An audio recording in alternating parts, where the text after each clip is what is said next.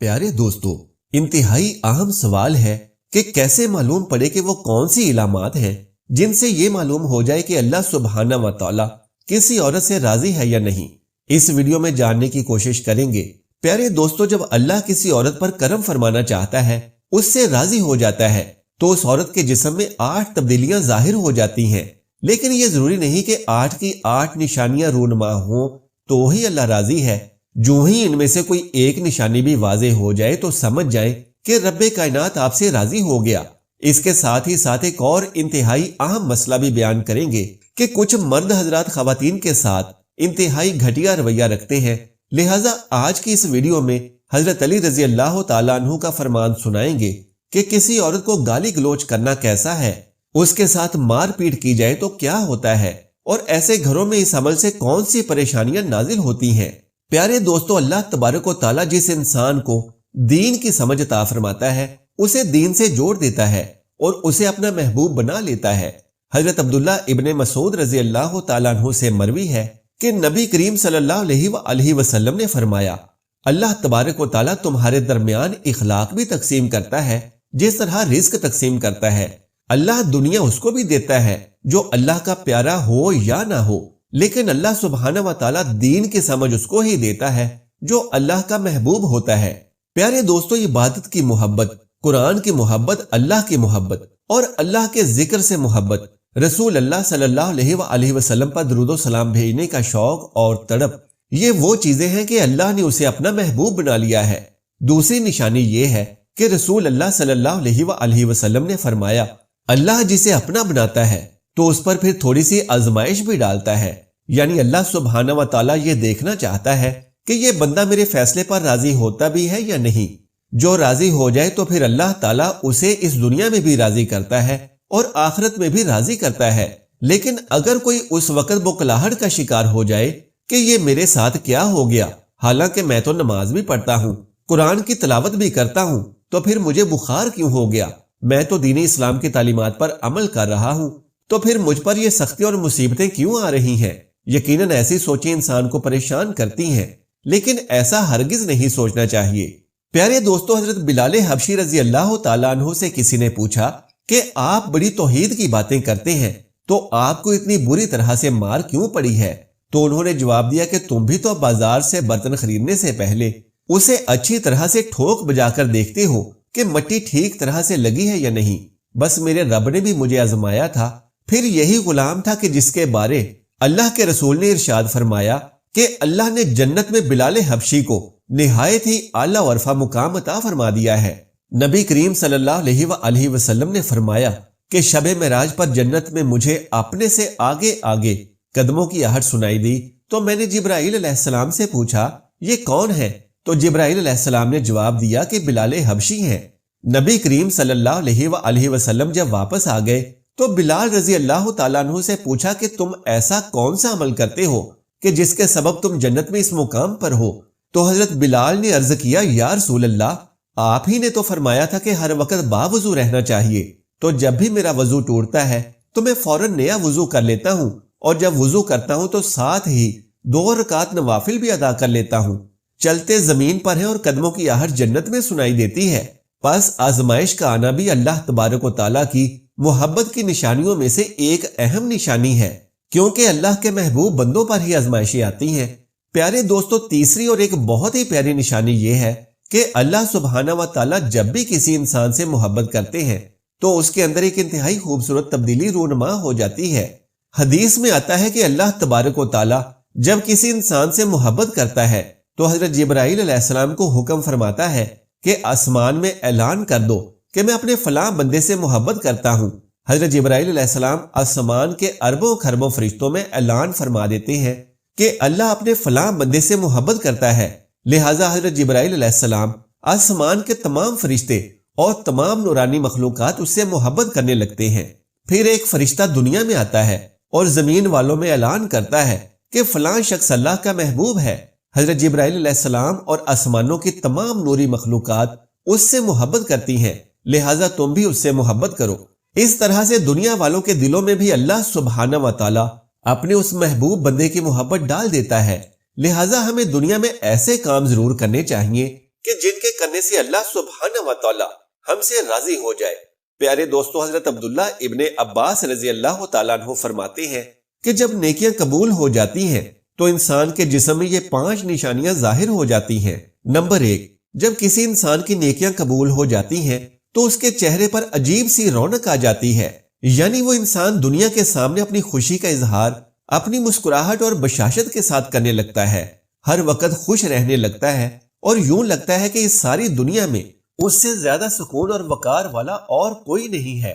Number 2، اس کا دل روشن ہو جاتا ہے کیونکہ اسے اللہ سبحانہ و تعالیٰ کے وعدوں پر یقین آ جاتا ہے، لہٰذا اس کے پاس کچھ ہو یا نہ ہو لیکن اس کے دل میں اتنی خوشی ہوتی ہے کہ اس کو کوئی پرواہ ہی نہیں ہوتی۔ یاد رکھو کہ انسان مال و دولت سے امیر نہیں بنتا بلکہ ہمیشہ دل سے امیر بنتا ہے۔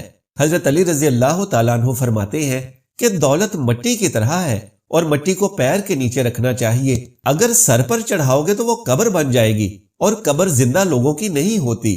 نمبر 3، جب کسی کی نیکیاں قبول ہو جاتی ہیں تو اس کے جسم میں نیکی کی طاقت آ جاتی ہے اور شیطان اسے گمراہ نہیں کر سکتا۔ اللہ سبحانہ و تعالیٰ اس کے جسم میں شیطان سے بچنے کی طاقت پیدا کر دیتا ہے۔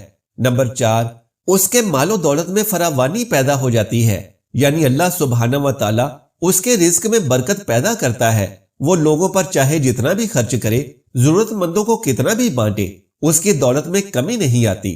حضرت علی رضی اللہ تعالیٰ عنہ فرماتے ہیں کہ نصیب کا رزق انسان کو ایسے تلاش کرتا ہے جیسے مرنے والے کو اس کی موت تلاش کرتی ہے۔